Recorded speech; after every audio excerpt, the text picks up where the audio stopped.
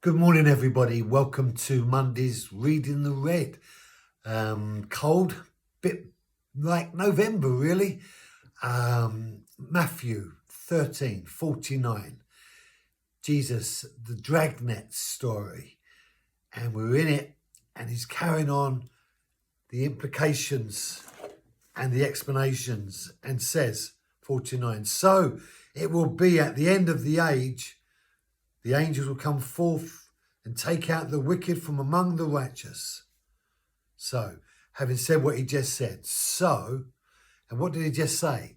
He said that the angels are coming to separate the righteous and the unrighteous.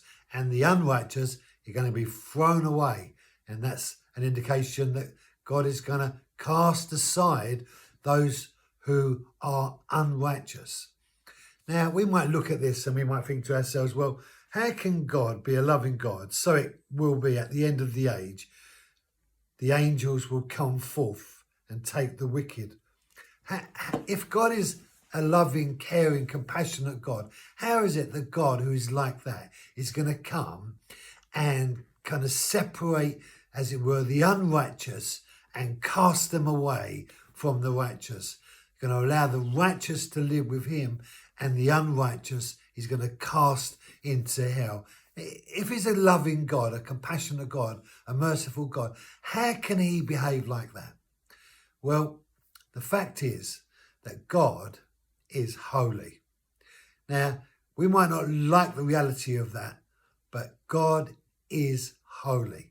And actually, holiness is a wonderful thing because it's everything that we consider to be beneficial, helpful, pure, lovely. That holiness, righteousness, goodness, that the proper things that we value in humanity, God is every single one of them. And although we might be intimidated by his holiness, the fact is we shouldn't be. We should be with him, celebrating his holiness, celebrating the reality of his righteous ways.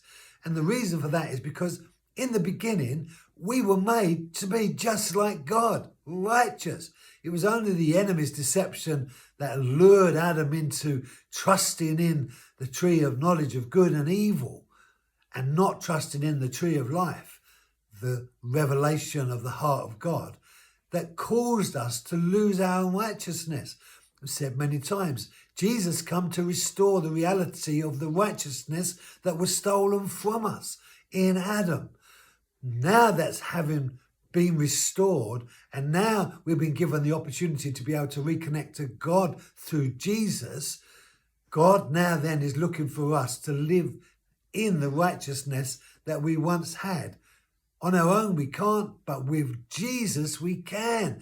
And now when Christians, non-Christians have been given this opportunity and they don't take it, then in the end, God will deal with that problem. And at the judgment, God is going to deal with it. Jesus says it. And if we believe the words of Jesus, then we have to believe these words too, that Jesus says this coming a day. So we are really commissioned now to work with God in cooperation to dealing with the unrighteousness that's in our lives, the things that are wrong in us, and turn, as it were, to walking in God's ways. Why? Why should we do that? Because our world needs to see this revolution of righteousness again. A revolution that's going to change what is bad back to good through the lives of people who are allowing God's goodness to live in them again. Just the beginning of the week, Monday morning. I'll see you tomorrow. God bless you.